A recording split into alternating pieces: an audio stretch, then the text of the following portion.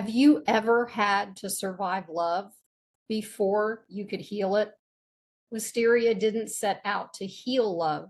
She set out to survive it. For years, she hated her body, silenced her needs, and loved in ways that left her empty. After leaving a toxic relationship, she hit the road with nothing but courage and a van, descending into loss, freedom, and fierce self-trust. Her deepest initiation came with the death of her father, a raw reminder that unhealed love can destroy, but grief can also transform. Today, she guides women to reclaim their bodies, voices, and magic through sisterhood, ritual, and the sacred alchemy of joy and sorrow.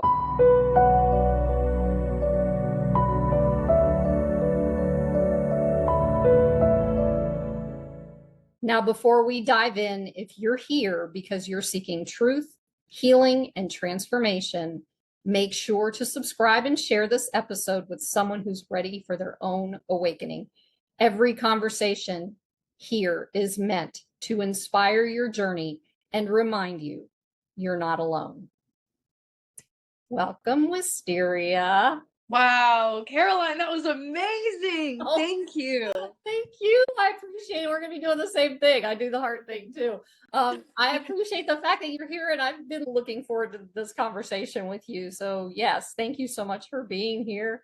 Thank you for having me. I'm so glad that the universe crossed our paths. Yeah, in a most mysterious way, right? As she does. Yeah. So can you go a little deeper into the trauma you experienced and how your personal healing journey got you where you are today and into the work that you do? Yeah, absolutely. I like that we're just diving right in. We're diving right in. Okay. Well, I think my doorway into that story touches on what you so beautifully put in the introduction, which is love. When we talk about the trauma, I would like to remember that in my path of healing, I've had to transmute that idea of like the traumatic event that I experienced. And instead, I look at it from this lens of the ways that I witnessed love in its wounded form. Mm-hmm. And I think a huge part of my journey has been alchemizing that as a generational curse breaker, as an eldest daughter. It's kind of our role to be on this planet at this time, shifting things and ending cycles, because especially when we look at the women in our lives and just the effects of patriarchy and all of that, it has really destroyed our connection to ourselves, connection to our bodies, connection to each other, connection to love, all of those sorts of things. And so that's kind of a broad umbrella to say I was born into a really brokenhearted home. Mm-hmm. And I had to learn how to deal with the anger of my own broken heart, the patterns that I had picked up because of seeing the toxic stories that were told about love and relationships and our bodies and all these sorts of things. Like, I had a very distorted lens of where my worth came from. Yeah. Because it was always something that I was always looking to prove myself and looking to be rescued. And I never really believed in my own strength. And so after I left home early, I was in a relationship where we mirrored each other's trauma patterns in a very interesting way. And because of that, there was a lot of friction, and a lot of that was because I didn't believe in myself at all, and I felt completely helpless. And a lot of that comes from the messaging that we've been given as women, just historically, generationally, which we'll totally dive into in this episode. But I was really wounded, and so I was like, had no boundaries, was accepting of things that were just really poor treatment of my body, of my soul, of my choices. And I had really just relinquished all of that to this person who, to no like true fault of his own, was also in the shadow of the masculine, very controlling, very rigid, very possessive, and aggressive as well. And so leaving that relationship was so powerful because I was in this archetype that was like the wounded woman, and I had only ever experienced what it felt like to be like that. I feel like our world, especially like growing up in America, being Gen Z, kind of programmed that into me. And it's been my spiritual process of reawakening to like the truth of my power and my heart. And so the way that I did that was, you know, after we would continuously fight all the time, I was working with the goddess Hecate, who I've been working with since I was 8 years old. And I did a spell asking her to open the roads for me to leave because I was terrified. I had always had this dream of traveling around the country, and I knew I wanted to be really connected to like the woods and my magic and community, but I had no idea how to liberate myself from a job that I hated, and a tiny apartment in my hometown with a person who loved me in the way that the broken people in my life had loved me, and not in like a evolved way that I knew was possible. Can I ask, let me interrupt you real quick. There's a question I want to ask just to make sure that everybody understands where you're coming from, because we jumped from like trauma into archetypes and Hecate and Gen Z and all that stuff, and there was no explanation. So if you could get in just a real quick explanation on what archetypes are for people who don't understand, why you're talking about Hecate, and you can leave out the Gen Z part. But the thing about the Gen Z, though, is this one here. May I say your age? Yeah. 24, right? Yep. So she's 24 years old, and she has, like, I've never seen anybody like her, though. But I do know, I've recognized a lot of Gen Zs, even though a lot of us don't see it. They're very wise, and they have a lot to say, and they have a lot to do here. And so it's important that we hear what Wysteria has to say about this, because it's interesting and it's important at a such a more deep level than we can even imagine. So if you could kind of get into the archetype Hecate part so people understand why you just, flew. Absolutely. Thank you so much for bringing into that part of the conversation, because I think it's really important. Essentially, an archetype is like a universal character that we can relate to as human beings. All over the world, no matter where you're from, what religion you are, how old you are, you know what a mother is. And we all have our own relationships to our mother, but we understand that there's this character role dynamic when you're interacting with mother energy. And so I bring up this archetype because my trauma of growing up in a broken home, of being in an abusive relationship, stemmed from my spiritual experience of learning and repeating the pattern of being a wounded woman. And that programming that was running my mind, my life, my heart, my path, everything, came to me because of the input that I was given by the world and by my own lineage. And so living from a very conscious, like, I've always been extremely spiritual, which is where the Hecate thing comes in. She's a goddess, and in the way that people grew up going to church, I grew up going to the woods to commune with the goddess. That's just a part of what I've remembered as a soul and came into this world knowing. I did start doing Divinity. That's at 8. Yeah. At 8. Okay. 4th grade, 5th grade.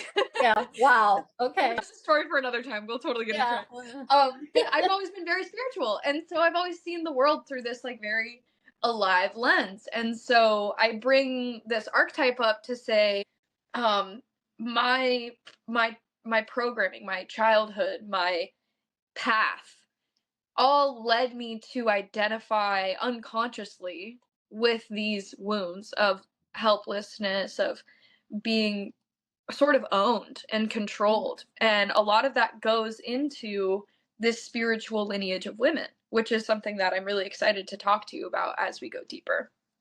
So, all of this to say, the trauma of the abusive relationship and gaining the awareness that I was living in a wounded part of my heart made me make the decision to be brave and courageous and magical. I knew that there was something more out there. I was in this tiny apartment with this guy. No, I hope he's doing very well. But like in that part of my story, he was just so painful. and in a job that felt like it was going nowhere. And I felt so compressed, boxed in, limited. And I knew that like the wild was out there. And so I did what I had been doing since I was really little. I went to the woods and I asked the goddess for help. And in doing that, within weeks, I had been given a very synchronistic invitation to join the Renaissance Festival, which, for people who don't know, the Renaissance Festival is the most strictly juried artisan market that exists in the United States of America. So it is some of the greatest artists in all of the states traveling around creating a magical village where people go dressed up in costumes and fairies, and it's a place where magic just exists. There are tarot readers, there are henna artists, there are craftsmen of leather and forgeries and big fabric. turkey legs, and turkey legs, big giant turkey legs, which are not my favorite part, but they are there.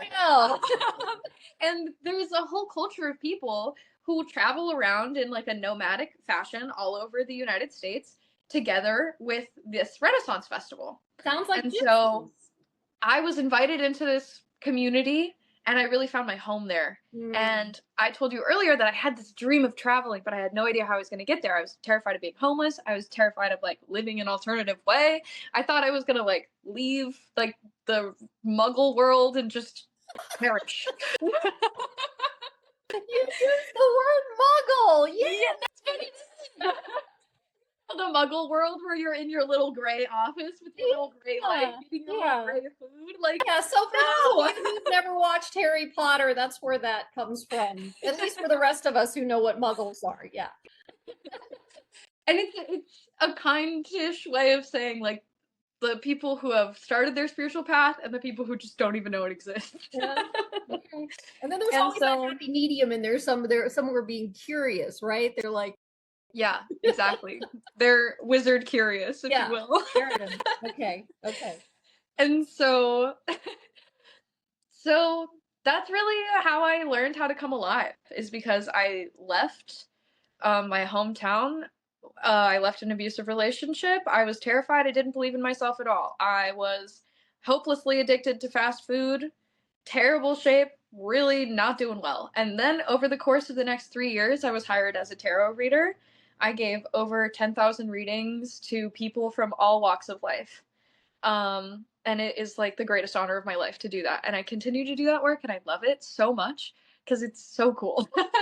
But in the process of helping all of these people connect to love and answering these questions and holding these really powerful one-on-one conversations, I ended up discovering a lot of truths about myself, about the world, about the universe. And I love that I'm here because you are gathering truth seekers. And so I feel like I have a lot to share there. And that's how I came alive. I took a risk and I learned that I'm more than capable. And in doing that, I continued to unravel this mystery of why was love so wounded in the first place? Because one of the first lessons that I really learned from the goddess is many goddesses in different mythology all over the world are goddesses of both love and war. Now, that seems like it's a bit of a paradox or a contradiction, but not to me, but you fight to defend what you love. Right. And it can create the most powerful, healing, connected, loving energy, or it can be the most violent force on the entire planet. And depends on who you are and how you use it. Exactly. Right? And what resources you have. And so really that's been my path, is learning to hold love and grief, love and death, and creation and destruction, like all together, while also traveling all over the country giving tarot readings. Like, it's just happening. That's awesome. I love that. And you know, you are speaking to my 20-something-year-old, because I got married fairly early.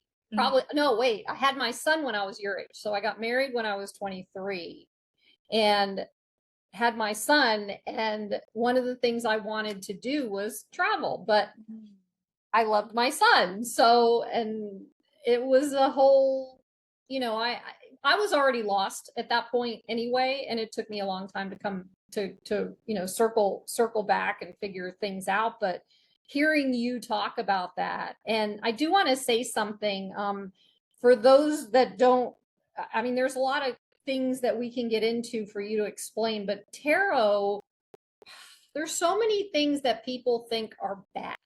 And I know that at this point in time, like when I was your age, the Ouija boards, I don't think are great things anyway, but all of this stuff was like under the surface in houses. People got together in houses and talked about stuff like this or whatever. It was all under the surface when I was growing up and at your age. Now people are starting to go, oh, what's that? So if you could just do a brief description of what tarot is for people who don't know what that is, and then we'll move on to some other stuff. That would be helpful. So tarot is a deck of cards, and this deck of cards is used to facilitate healing conversations, is really like the most modern answer that I can give about it. And essentially you look at the pictures on the cards and they give you insight and clues to what the person that you're having this conversation with is going through. Mm-hmm. And the most common questions that tarot readers get asked are always about love, money, and health. Yes. People want to know about their love life, connection to other people. Mm-hmm. People want to know about their jobs, their finances, and like that's where you get the term kind of fortune teller, you know? So they're telling the future. And that's really kind of where some of it comes from, which I'll get into in a second. And then health is a lot of times about death and life and death and mortality and sickness and will people get better. So tarot is used to predict the future, which we can kind of get into how does that actually work if you want to, or we can save that for another time. Just really speaks to people's hearts and to have a really powerful connection. And no one really knows where the tarot came from. It's sort of an amalgamation of a lot of different things. Historians are going to trace it back to the Italian Renaissance and a game called Tergacci, which was not originally used for divination purposes, but it had kind of similar images to what we see now. Mm-hmm. And eventually during the spiritualist movement in the 1900s, so little history here. You have the plague, right? And then a bunch of people die. And so now there's all of these people who are alive who are grieving a mass death of tons of people that they loved and the things that they saw. And so naturally, when you go through grief, your heart opens up to spirit. And so it was like a mass collective awakening to spirit, which we can also see all over the world with COVID, but that's a whole other thing. And so, that's yet another conversation. Right. There's a lot of those going on. What I'm saying is that major death events open people up to spirit. And so after that is when tarot cards started to be used to talk to spirit, talk to predicting the future, mediums, and all that kind of stuff, is when that occultist movement really started to bloom and where tarot got kind of a facelift. Well, I mean, because the challenge with even the word occult, it has a deafening tone for some people, and it's not what they think it is. And I know that tarot has been around for a while. I forgot what's the name of that first deck that came out? The Waite. So that one's not technically the first one, but the Pixie Smith Rider-Waite deck is the most popular deck.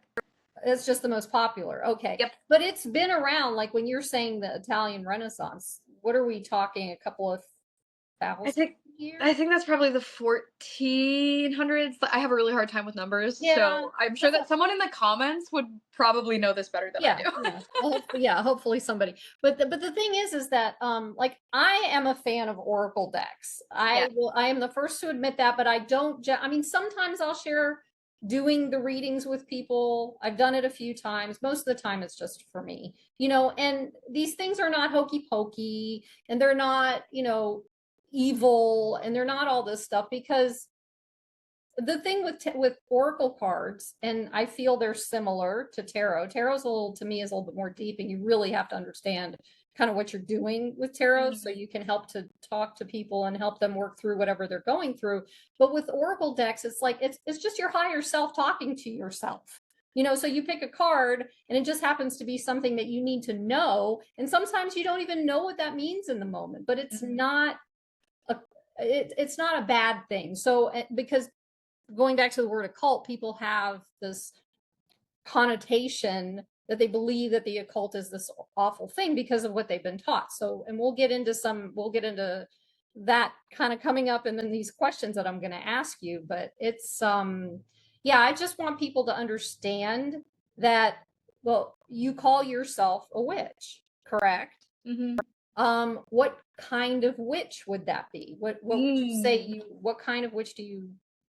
I love that question. Okay. I consider myself to be an eclectic witch because there are a lot of different things that I'm drawn to. Okay. There are things like green witches, which are really connected to the earth, celestial witches who are really into astrology, the planets, stuff like that. There are kitchen witches who love to cook their magic. There are grow their food. And grow their food. Exactly. I know one of those. Okay. See, herbalists, very, very powerful. Yeah. So there are lots of different kinds of witches, and as an eclectic witch, I kind of put my fingers in all of them. Yeah, and I gotta say this, and we kind of touched on this before we got on. The Wicked Witch of the West portrays as this horrible, thing, and that's what we remember. That's what we know. You do not look like that. You do not present that way. You do not do work that way. You don't do any of that stuff. So I appreciate the fact that you're sharing that what you do is also witchcraft and in being a witch. And I've got to say, we're learning so much now that all these challenges that we were taught are kind of coming to light. And I want to kind of get a little bit deeper into, for me, it's like, I don't know if you guys have ever seen that emoji with the head blowing off, but recently, probably since the beginning of the year, I've had I call it the cognitive dissonance emoji, right? Because every time I read something about something that I learned in school or I learned in life that isn't exactly the case and all this stuff, I'm like, here we go again. It happens a lot. So this is the same thing here.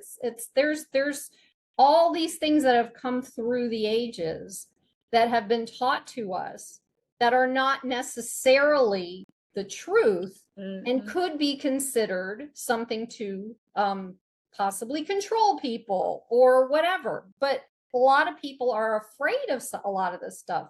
And I want you to kind of go into what the real history behind the words witch and witchcraft are, and how is that different from the modern understanding of what it is? Because we've been taught some things that aren't necessarily the case, that I'm finding by meeting people like you, Absolutely. So yeah, please. Thank you for asking that question. I'm really excited to share my research into it because it's something I've been looking into for years. Okay. So, and you're not that old. I keep bringing that up. Sometimes we just come in and we're just like, this is what I need to learn. This is the thing. And that was what it was like for me. Some of us wait for our entire lives to figure all that stuff out. And some of us figure it out a little early. Yeah. Something I really wanted to say about that is as a younger person who is very connected to the collective consciousness, one of the reasons why I think I'm able to access so much wisdom and like come in just knowing this stuff is because the generation before me, specifically like the last 3 generations, have done so much reprogramming, deconditioning, awakening, that it's like all of you went through things that cleared the way for us to access deeper levels of truth. And so with all of us being interconnected, it's like I didn't just randomly end up this way. I'm following the path that you blazed. So I'm just really grateful for that. And I think that that's something that happens on a soul level that's really cool. Yeah, and I'm going to say thank you, not just for myself for you saying that, because that's bringing like some little bit of tears to my eyes, because I say that all the time in hopes that that's the case, and you just validated that. But the generations that I know that are even a little bit older than I am, in their late 70s, there are people in that generation who were hippies from the 70s who started this whole thing, and there were even people before that. I mean, we had gurus from India here in the 1930s and stuff like that. So all of that's been going on, but it wasn't really brought out, I think, to the general public until the 70s, when all that stuff, when things started going a little, And now we have access to so much more, and it makes me so excited about the little wizard children that are coming into the world. They're so wise. Anyway, so witchcraft. Witchcraft and witch. And witch. So one of the things that's really interesting is that language is power. And so the more words that you understand, the more you'll begin to understand why things are the way that we are, why we feel the way that we do. So when we talk about witch, the most clear lineage of the word witch traces back to the Proto-Indo-Europeans, which is basically like Mesopotamia. Think first settled civilization way back when. And then you get the word Wiccaja, which is the natural progression of that into the Proto-Germanic tribes. So that's like Iceland, Northern Europe. And Wiccaja means to bend or to morph, to shape. And this word was a positive, non-gendered word that applied to people who had the gift of charming, divination, healing, and seeing, if you will. And so that term Wiccaja, and I'm probably saying that wrong, I'm not personally an expert on ancient Icelandic, but I'm doing my best here.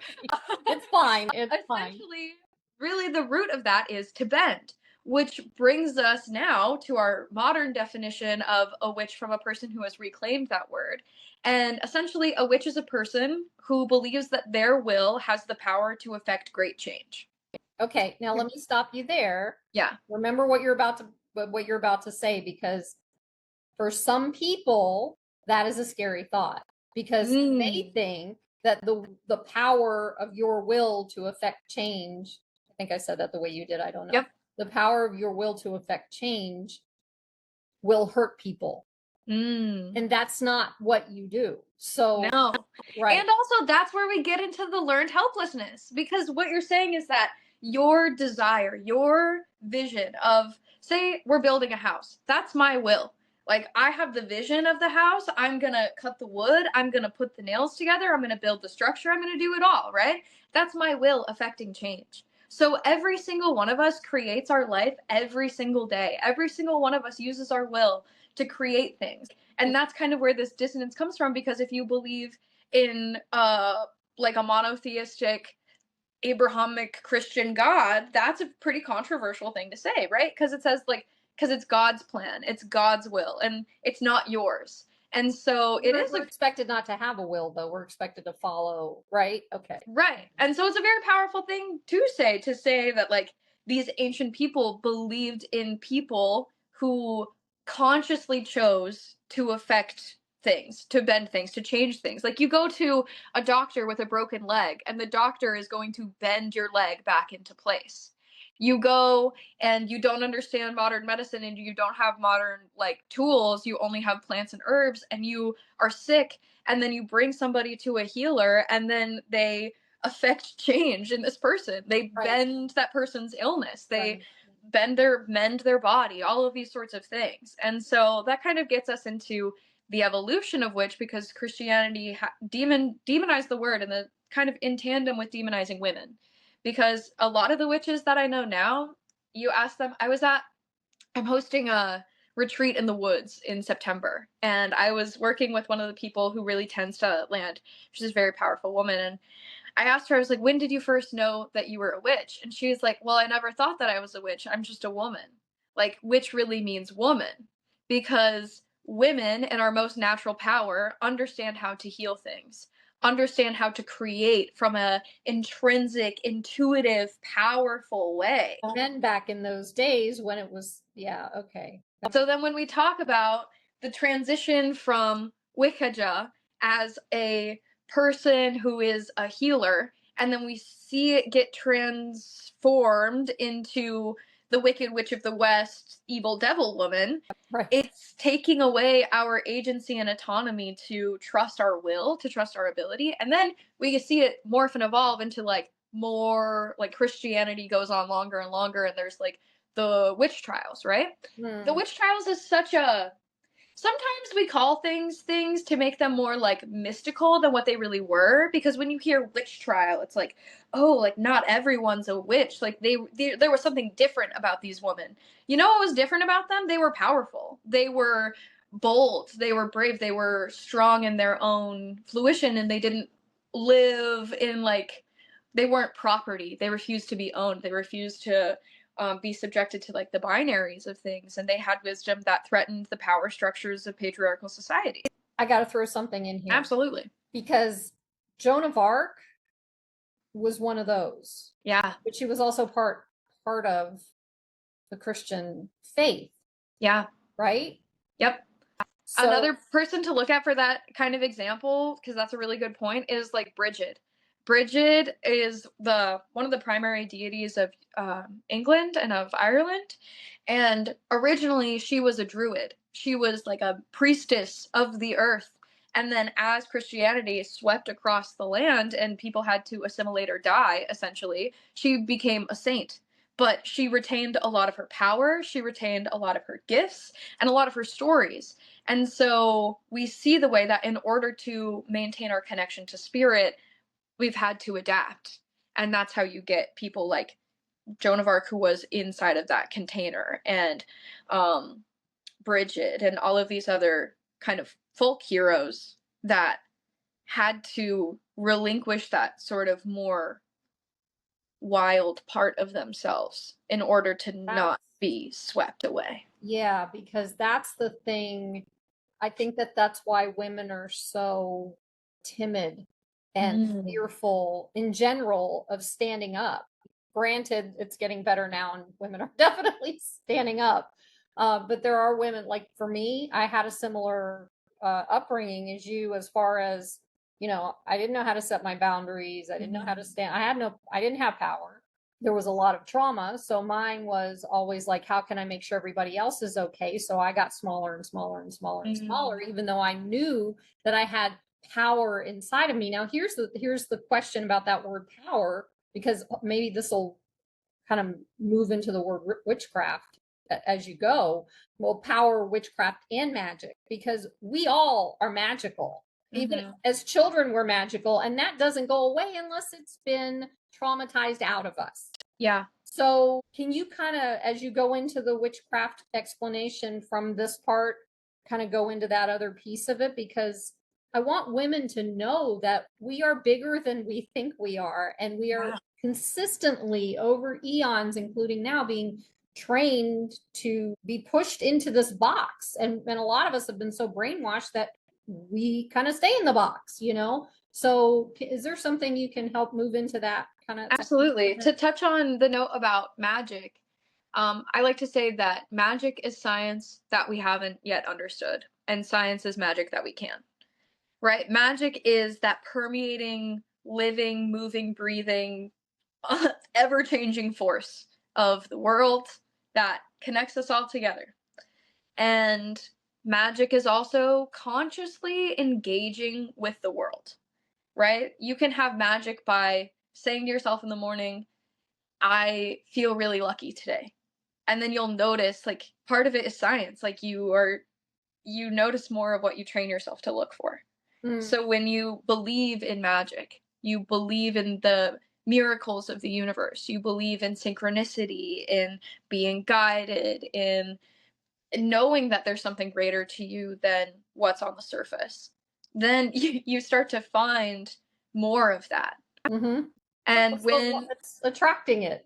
Exactly. And you start to attract it, right? And when you're scared of it, right? When it's been demonized and you're told that you're not allowed to experience magic, and that magic is evil and spirits are evil and grief and death are bad, like all of those things, like you find more of that too, which is the continuation of like the little box that we're put in.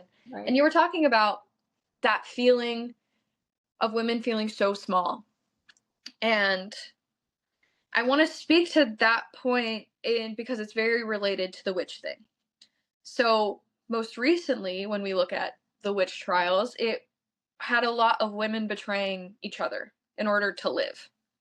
And so we have this thing called the witch wound, which is like a sisterhood wound where women aren't really able to trust each other. And so then you go back even further and you look at all of these different stories about goddesses in mythology from all around the world, which is one of the reasons why mythology is so important, because it creates a global picture instead of an isolated picture, even though it's like only from one little cultural snapshot. When you put it all together, it creates this big picture. A lot of the reason why I believe women feel so small is rooted in spirituality and colonialism. Because as there's this era in human history called the Magdalena era. And this is right before people Here we go. Here we go. Here we go. Okay. People were settled into villages, before we had domesticated animals, when we were still nomadic hunter-gatherers all around the world. People would find their spiritual connection inside of caves. And so that is like the oldest connection that we have to human spirituality. Now, the cave is like the womb. You're going into like the void space, into the darkness. And so our earliest cave drawing pictographs of human relationships to spirituality was so woven into the feminine. And what's also interesting is during this period of time, you don't find evidence of war. You don't find evidence of armor, of tools, of like to kill people, of hunting, of wounds in that way, like the bodies that are left over. So that doesn't start until later, which is where we get to the story of the oldest goddess in the world. Her name is Inanna. And she has a living human being priestess who lived, and her name was Ereshtinana. And this woman was the first author to have signed her name on any piece of writing ever in all of history. The first author ever was a woman, right? Like, that's so significant. And the other significant thing about her work is that she signed it with the word I. Now, all of the other cuneiform tablets we have from the era that she lived in were all third person. Were not from the individual experience. So this woman writes about her experience as a priestess of the goddess, and it's some of the oldest texts that we have in the entire world. And so she gives us this glimpse through stone cuneiform tablets that she has carved, that people could go and read right now, about this divine feminine power that was affirming to people who were very fluid in their self-expression and very fertile and fruitful. And she speaks of like this era of peace. And then you find tablets of hers that are even later, and that's when she gets exiled by a religion that rises that worships one male god. Now, this is a very distinct change, because it went from polytheistic reverence of the divine feminine as a being on earth, like a creation of the reverence of earth, and it changes into people who worship a violent sky god who is not on earth, who requires them to have only one connection to the divine. Now, in order to expand the empire, that then took power away from women because they were political leaders. Being a priestess wasn't just like this distant woo-woo thing. It was like she made political decisions. She was a mediator between different cultures. She would help people figure out where to plant and when to plant and where to build what, right? Like, she was a very significant person of power. And then as this spiritual religious shift happens, in order to grow the empire, they then take women out of places of power until eventually that trickles down. And I'm skipping a lot of history here, but we only have so much time. It's a long time. The 20 million years, we have less than an hour. Okay? Thing. And so then as time progresses on, we get to women being inside of churches and they're not even allowed to whisper. Right. Women, like, first we domesticate plants, then we domesticate animals, then we domesticated women. And when we turned women into property, when we made it so, because when you have a patriarchy, the only way that power can be transferred from father to son is if that father knows for sure that's his baby. Because a woman knows for sure that's her baby, because she gave birth to it, she was there, you know, but the father doesn't know. And so then he had to like strengthen his grasp around women in order to continue the lineage of his power. which completely changes the way women relate to themselves, because no longer are they leaders and spiritual connectors to the divine who are able to like bring life through their body, and it's this very sacred pure thing that they're doing for the earth. Now it's like they are breeding stock for men. And like we've been going through this whole journey of individuating, of reclaiming our sovereignty. Coming full circle. Exactly. It's like it's a spiral. We're the continuation of our ancestors' stories. So if we want to take this from millions of years ago to literally the last 2 generations. If you're listening to this, think of your mom and think of your grandma and think of how their stories of like of who they were allowed to be affect you today. My grandma, she barely knew how to read. She was married to a heroin addict who was a biker. She was forced kind of into motherhood, even though that wasn't really her path. My mom transmuted a lot of addiction. She has really had her own journey with discovering like her own power and who she's allowed to be. But I watched her struggle through different patterns, you know? And then for me, I still see that desire to be chosen by someone, even if they're dangerous. And I can trace that directly back to like my grandma's need for survival. And so, and that's only the story that I know, right? What I'm saying here is like this feeling that we have, it's a gift and a blessing that we're becoming aware of it now, because it's something that our ancestresses and all of the women of the world have been chipping away at for thousands of years. I love that word, ancestresses. That's yeah. Go ahead. Well, I mean, just as an example for me doing my ancestral healing work, it's not just chipping. It's like, I don't even know how to explain this. If any of you have ever heard of the phrase wailing and gnashing of teeth, it is such a, like, there's so many layers upon layers upon layers of this for family, for, what did you say? Ancestresses. Yeah, all that, and the ancestors. And not only that, for women in the women's lineages, there's so much of that, and to let go of that energy that we've been holding on to for so long because we didn't know how to let go of it.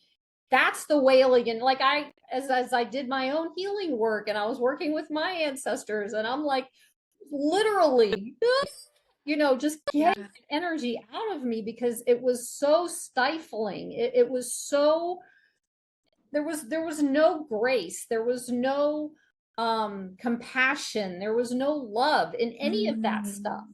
You know, all of it was, well, it's the word control. Like I felt like I was so out of control my entire life because I was being controlled by whatever, you know. And so by releasing all this, it opened up a space, and I'm still doing it. You know, I have my moments when stuff comes up. I'm like, oh, here we go again. But it's like when you start doing that work and when you start to recognize that truth, byline, uncover the truth of who you are, women, especially.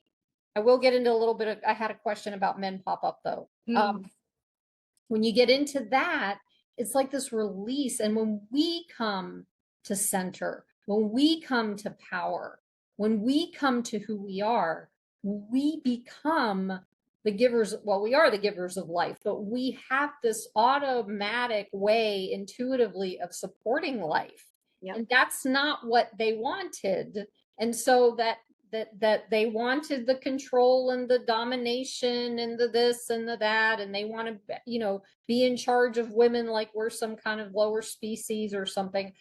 That's just something that's been going on for eons, you know. And it's all about power. It's all about power and control. Yeah. And I don't want to get into like any political stuff or any of that kind of thing or anything. We don't even have to. It's like an overarching umbrella of, well, and I think that is something here that I want to say about men, and I'm really glad that you touched on that, because there's kind of 2 things to say about that. One, bringing it all the way back, right? We're literally looking at the agricultural revolution. When we went from being in reverence to the cycles of life and seeing how she provided for us. And we outgrew the resources of the areas that we were settled into. Our mental lizard brain transitioned from seeing the world around us as abundant and fruitful to then being something that we had to control in order to survive. And so I think that something that's so important to invite into this conversation is that men have been just as deeply affected by this change as women have, and they didn't perpetuate it necessarily on purpose. You know, there are like people who have been key figures in history, but it has been part of a natural evolution and primal drive. And so the goal of understanding the liberation of the sovereignty of women is not to demonize the role that men have played, but instead to look at them with compassion and say, how can I, like, in order for you to grip so tightly and hurt us so poorly, going back to this like surviving love thing, you had to have been taught that that's the only way that you could have been loved. And so, as much as my heart breaks for the lineage of women, my heart breaks for the lineage of men too. And I think that we're inviting each other back into power and honoring each other in this way, because men are just as magical, right? Like in that original definition of Wiccaja, that was men too. They are also healers. They also carry these codes. And there are powerful, conscious men in my life who I watch grow so much into trustworthy protectors of the divine feminine. And all of those masculine traits that have been so just distorted and hurt, I see men every day who are transcending that. And so powerful. I do too. I love them. Yeah, I love them. I'm so grateful for this work. I know, right? And what's interesting is the question keeps rising, like, what are they really here for? They're not really here to crush us. And a lot of them know that. A portion of them know that. It's just that, you know, the whatever percent, 1-2% that believe that it's supposed to be the way it's always been, right? And it's not even necessarily an external thing, because those like group of people who do still perpetuate those things, it's like they're not doing it to harm women. They're doing it because that's what they have to do in order to be like the man, you know? Well, like, that's what they were taught. And that's understandable, because that's the kind of, like, my generation taught men, you can't cry because you're a P word. I don't like the P because the P was strong, not weak. And it's like that's not who they are. And now they're struggling, because I have friends who are men who are working in the area of grief and trauma and stuff like that, and they need each other. They need each other to grow. They need each other to work through within their own circles themselves to get through all this. This training, so to speak. But there's a part of the man thing that I wanted to ask you about, because and I'm going to touch on Harry Potter.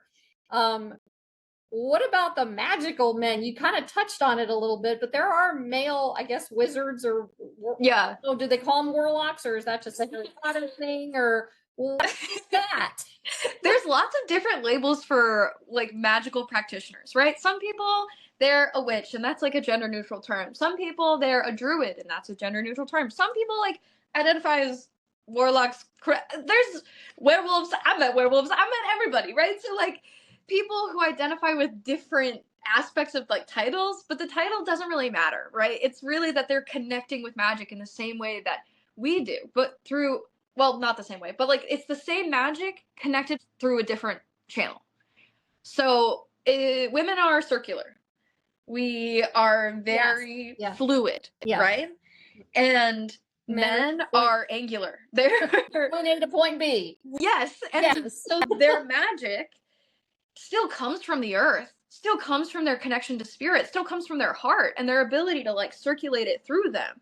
But it is expressed in a different way, because that also connects into masculine and feminine. We all have these energies within us, right? You give a gift, you receive a gift. And that is really the nature of the masculine and the feminine. The masculine is this penetrating force, this forward momentum, where this feminine is the receptive.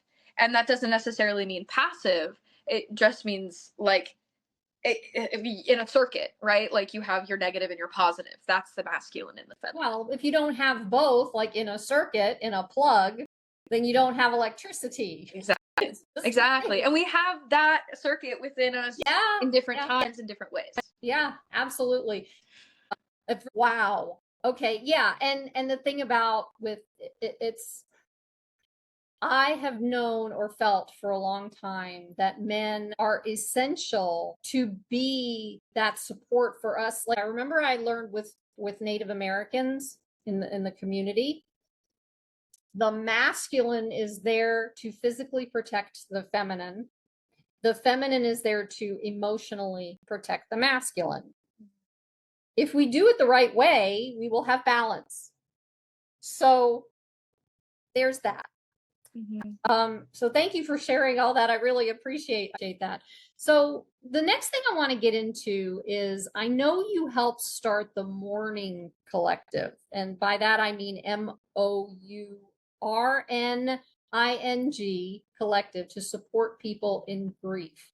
Yeah. Can you share a little bit about that, and also how you see grief living in the body and what helps us move through it without bypassing it? This is my thing. I love talking about grief because I want people to understand exactly what's going on. So there you absolutely go.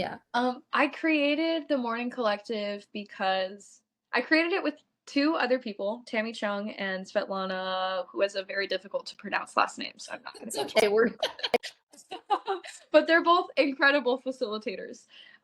Tammy works a lot with fascia and body movements, and B works with family constellations. So like the interconnected dynamics between families. And my journey has all been about finding my own courage. And grief and death, especially suicide, has been a huge part of my journey.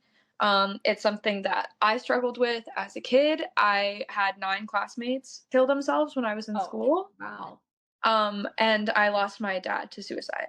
And so it's been like a major theme. And I realized that people become incredibly suicidal when they feel like they have no control, and when they have no agency, and when they have no power.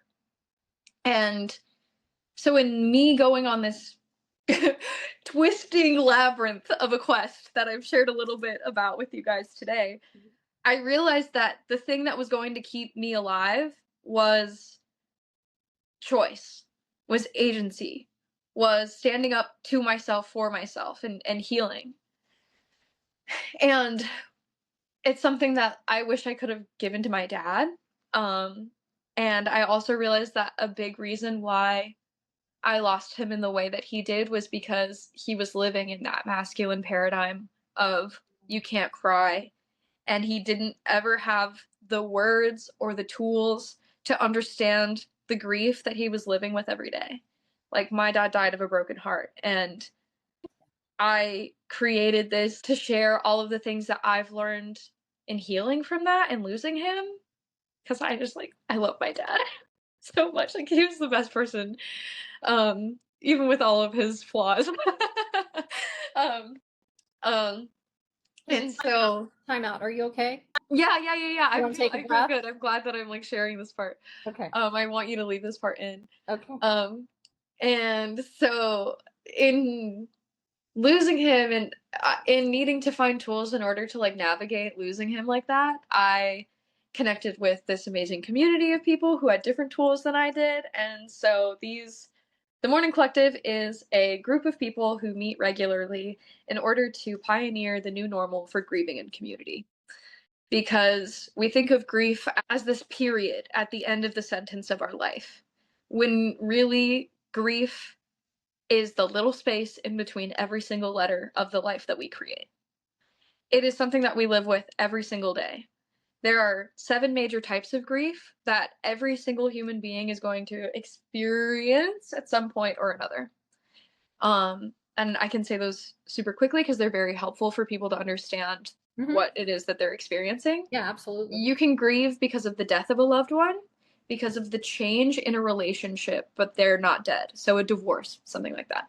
Or parental alienation, that was mine. Yeah, parental alienation.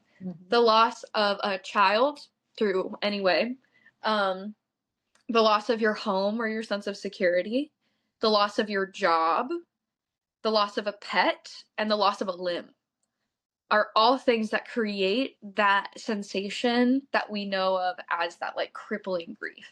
And the thing about grief is that you can get a medical diagnosis with grief. It has physical effects on our body. It makes you, and it affects people differently. Sometimes you can't eat. Sometimes you can eat a lot. Sometimes you can't sleep. Sometimes you can only sleep a lot.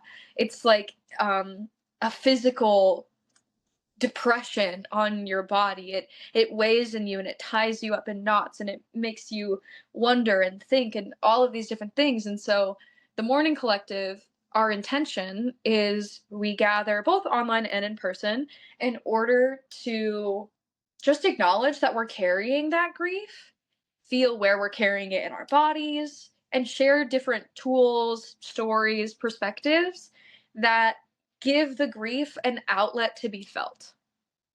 Sometimes that is sobbing on each other. That's what people would imagine to be grief.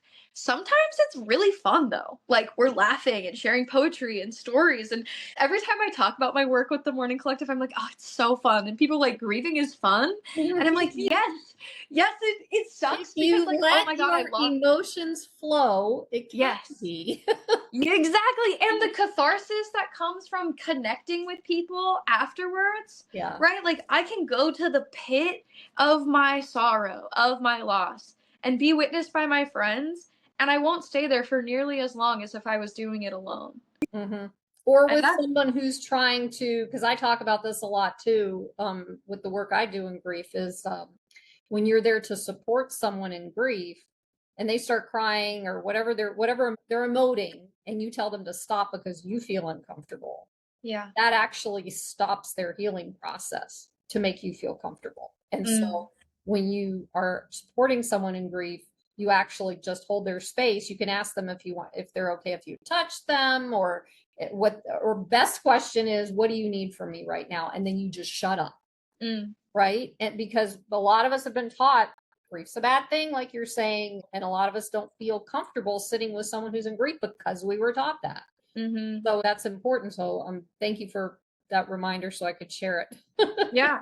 I really appreciate that idea because it goes back to the control thing. When we are able to trust ourselves and trust our bodies and our physical reactions, I can have a swell of anger, of literal rage, like come up, and I know that I'm not going to hurt myself or other people. Right. And before I gained these tools to process my grief, I was so reactive. That's part of the reason why I was in so much pain, is because I had no way to healthily express the natural chemical reactions of pain inside of my body. So they became reactive and volatile and hurtful to other people. And nobody wants to hurt anybody. No. And just as a side note to that, especially to men who have been taught not to cry, crying tears actually releases the chemicals of your nervous or the stress response in the tears. So they come out, so they're being pulled out of your body. Aren't we miracles? Just isn't that magic? That is magic to me.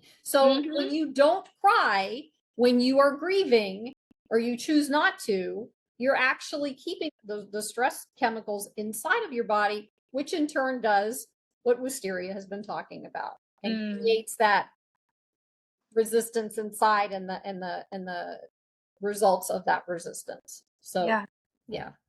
There's a really great quote in a book that I highly recommend called The Last Ecstasy of Life, where she says, "Do not rush your grief. Grief is the gift we give our heart to feel all of its experience." Wow. And that changed my brain chemistry. It's like, because we want it to be over. Let's change some more people's brains. Absolutely. Do not rush your grief.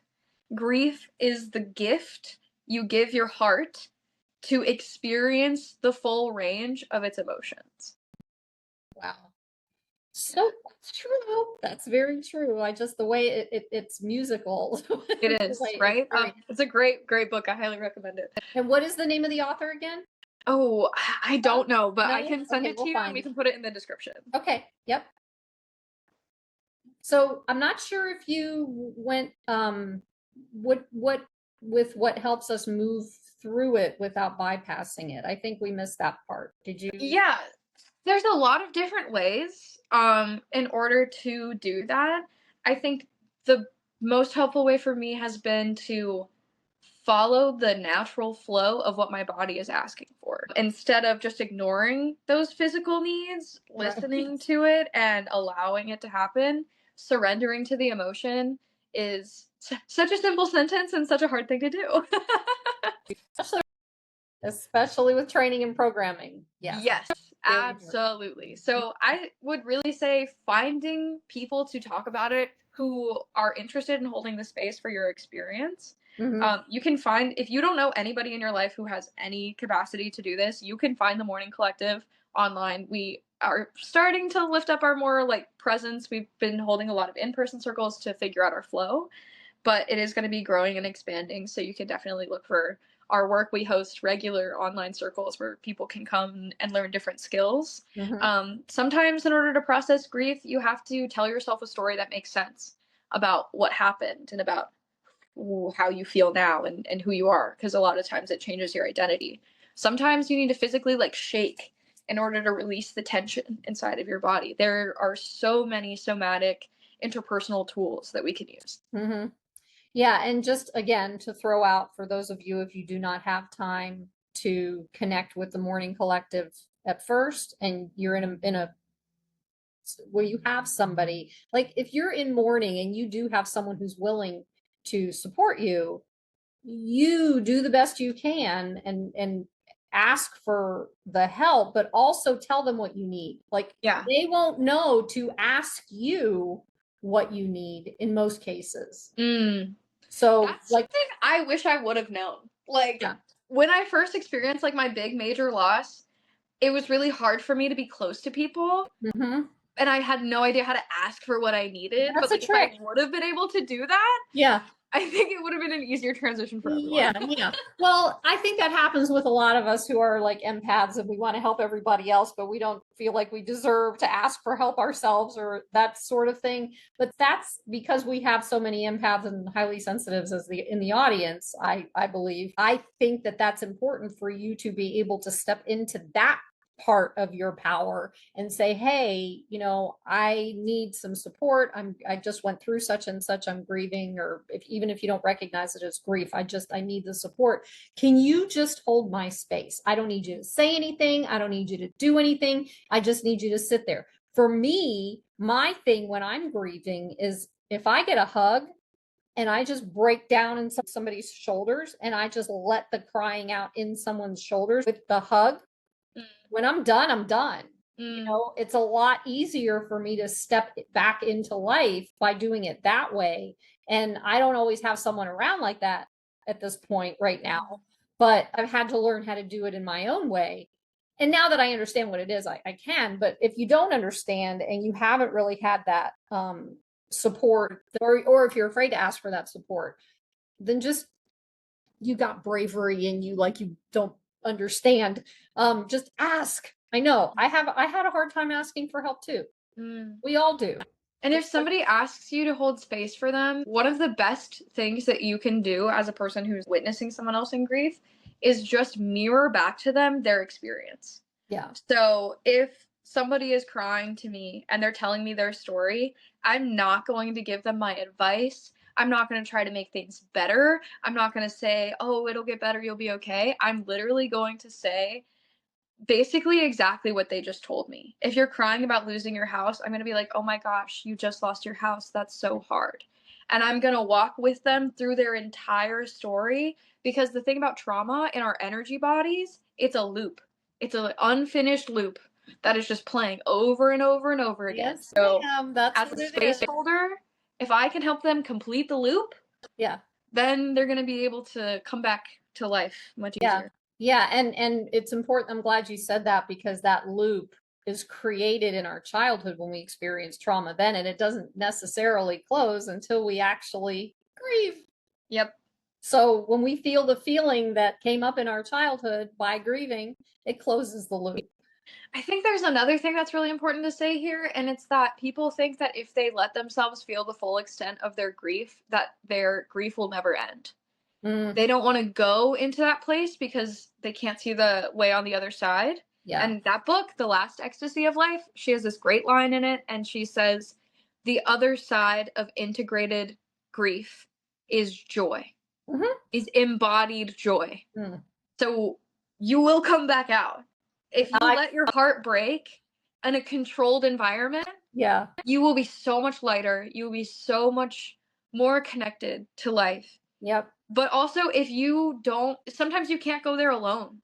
And one thing that's really important, if you know that you're about to do some really deep shadow work and you don't have someone who's physically with you, shadow work being like exploring the heart part of yourself, and you know it's a really sensitive topic, Mhm. tell someone that you love that you're doing this work. Mhm. Like, do not go through this alone. Trauma work requires resources and community, and even if that's just the Mourning Collective, like, or somebody else, don't go alone. She is absolutely 1000% correct. And I did it alone. Ugh, So, yeah. me too. Well, right. Because if you don't know, when you don't know better, or when you, what is it? When you know better, you do better. Okay. Yeah. But I didn't know better. So, and I wanted to put the two together is I actually grabbed a pillow. I hugged the pillow. I had a bear that I've had since I was 6 months old. If you have something like that, that'll work to a surrogate as somebody if you don't have anybody around in the moment. Or if you're trying to call everybody and you're like, nobody answers the phone, you know, or nobody responds right away. And you got to release it in that moment. You can't wait. You don't always have to have a support system, but it's better to have a support system. But the one thing I wanted to say was one of my experiences in releasing grief, and I've shared this on other conversations I've had, but it still blows my mind. It's like I was so, what you were talking about staying in it indefinitely once you start going in. I started to cry about something I was working through, holding my bear, and I looked at the clock and it said whatever time it said. And I was just like, okay, just going to let it all go. And I just cried and cried and cried. It felt like an eternity. I turned around when I was done, felt the weight come off my shoulder. I looked over at the clock. It was 6 minutes later. Mm-hmm. I was like, guess it didn't last forever, huh? Right, exactly. So there's that, you know, that's just how the body works. And I'm grateful for that, to know that it doesn't do that. And now I can share that. Glad that you brought that up. You guide people in reconnecting with their power. Mm-hmm. We're coming full circle now, people. Yes, full circle. Full circle. Could you share a moment when you lost your power and how you found your way back? Well, losing my dad made me feel very powerless. And that was really hard. And that happened in the beginning of 2023. So it was pretty recent at the time of this recording. And the thing that brought me back was the generous love of kind women. There were so many strangers who are now my friends who listened to me and who held that space for me. And I'm really grateful for that because I could not have done that alone. And what I did about it was I started the Mourning Collective. I started my other company, The Witch's Bedroom, in order to share all of the things that I wish I got to share with my dad and all of the things that I learned on my own. And also, as I dive deeper and deeper into this like feminine lineage thing, I realized that all of this goes back to women owning their power, women loving themselves, women choosing the choice that their intuition, their heart of hearts wants them to make. And that's how I came back to life, was other women showing me how to do that, and then using it as like using the grief as fuel to just go forward. I couldn't get stuck because I knew if I stopped then I would like get stuck there. So I liked really feeling the feelings because I was like, okay, if I just go there, I'll come back. Yeah. Yeah. Does that answer your question? Yeah, I think so. And it was interesting because I had another question I really, really, really, really wanted to ask you, and I didn't. So we came full circle, and now we're gonna go here to come back full circle again, real quick. We have been talking about women and these things that we've experienced over millennia, right? Yeah. And I really wanted to hear your take because you brought up the helplessness again and what it takes from, first of all, can you explain just a little bit about learned helplessness in women, and then where you think it comes from, and then go back to what we just talked about in the power piece of it. What can we do to move beyond it into this power? Because I want women to understand, I want everyone to understand this, because I think it'll help everyone, but specifically with women. Did that? Oh, Yeah, absolutely. To ask the question. I'm with you. I love that we're rounded all the way back. It's like a figure eight. We're going exactly divinity. like a snake. Yeah.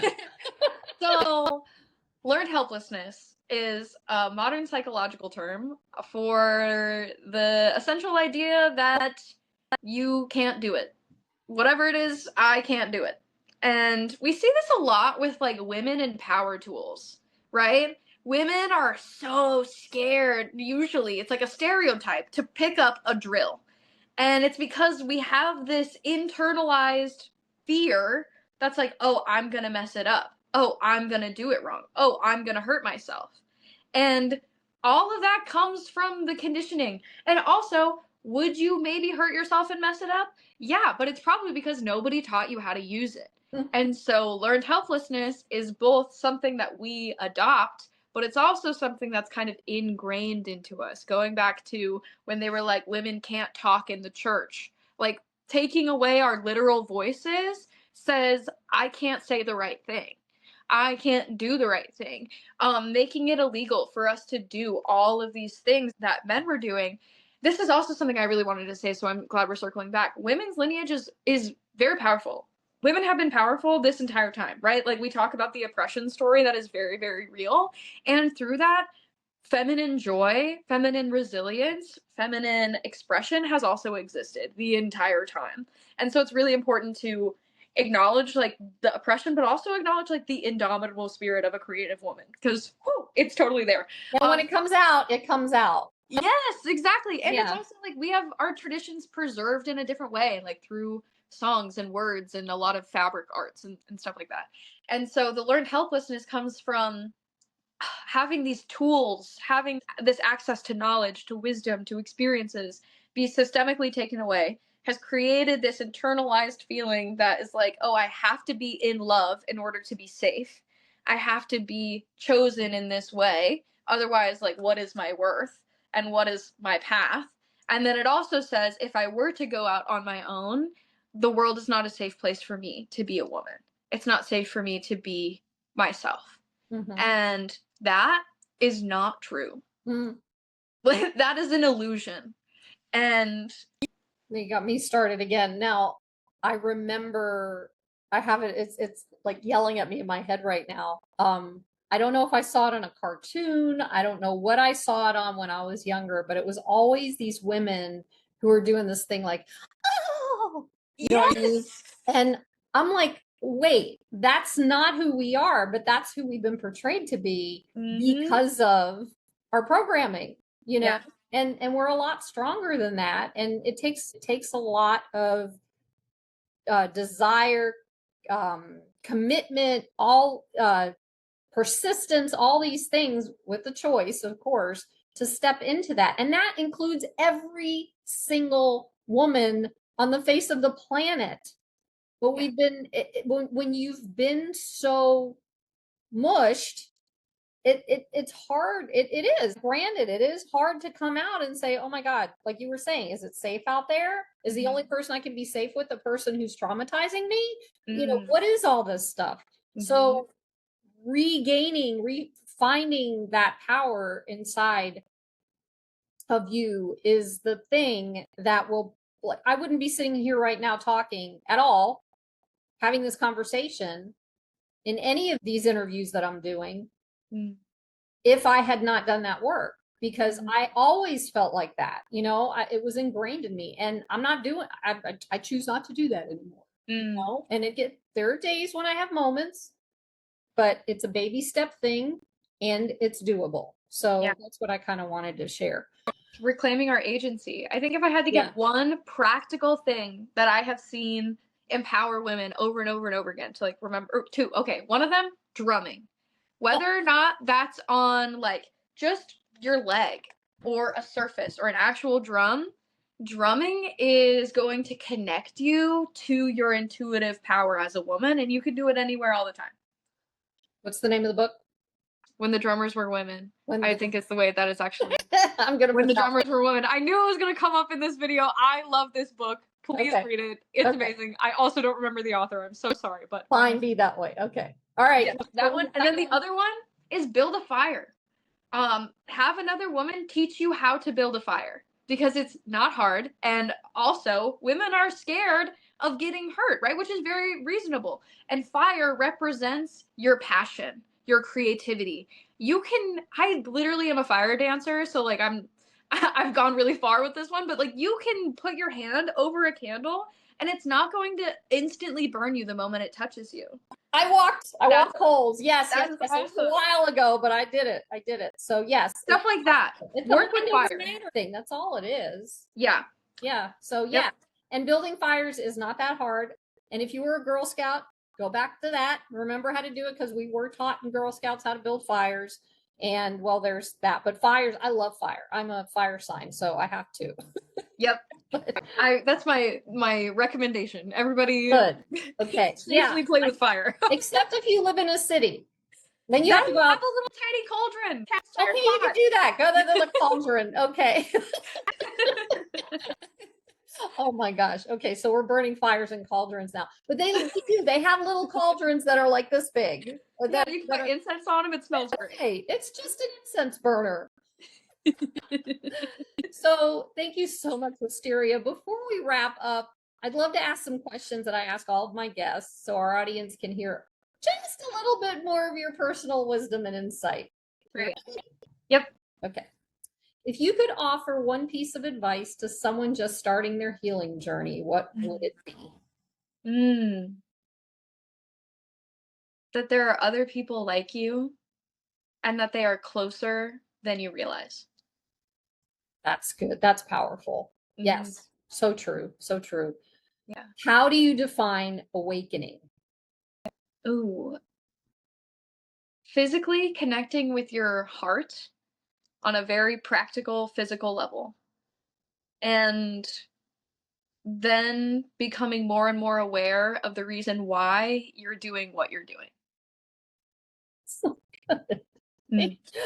What do you believe soul divinity is? Oh, our birthright, our natural state. You go, girl. Yes, ma'am. That's absolutely. Thank you. Yeah. How can people get in touch with you? Ooh, you can find me on Instagram, WYSTERIA_ROOT. That's where you can find me. I'm also Wysteria Root on YouTube, and we'll have the link to get a reading from me in the comment or in the description box below. I do astrology readings, tarot readings, and I do them over Zoom. You can also look for the Mourning Collective if you want to connect with our grief work that way. Okay, I got all these stars on my paper.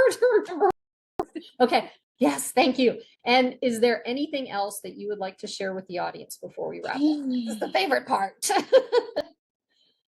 One of my favorite things that my dad ever said to me when he was talking about love, because he was a lover. He was always falling in love. And it was his spiritual path, and his spiritual purpose was to love. And even when he was so brokenhearted and he shared with me like the depth of his pain, he looked at me in the eyes and he said, "It's all just love, baby." It's all just love, baby.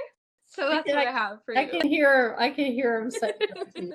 Yeah. Well, that's why you have the personality that you have, because it's all just love, baby. Yep, it's all just love, baby. It all is just love.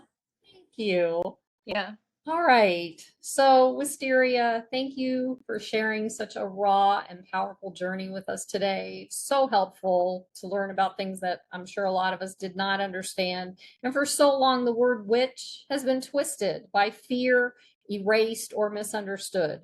But what you've shown us is that being a witch is not about what we've been taught to believe. It's about remembrance. It's about reclaiming the body, the voice, and the sacred connection to grief, love, and magic. In my own work, I call this giving grief a voice. Because when we allow both grief and love to be honored, they become alchemy. They transform us, guide us, and bring us back to the truth. For those in the audience, may this be a reminder: your love matters, your grief matters, and your magic matters. And you don't have to walk this path alone. Thank you for being here with us on Awakening Soul Divinity. Thank you for being here. Click on one of the videos below to keep going on your healing journey. And don't forget to subscribe.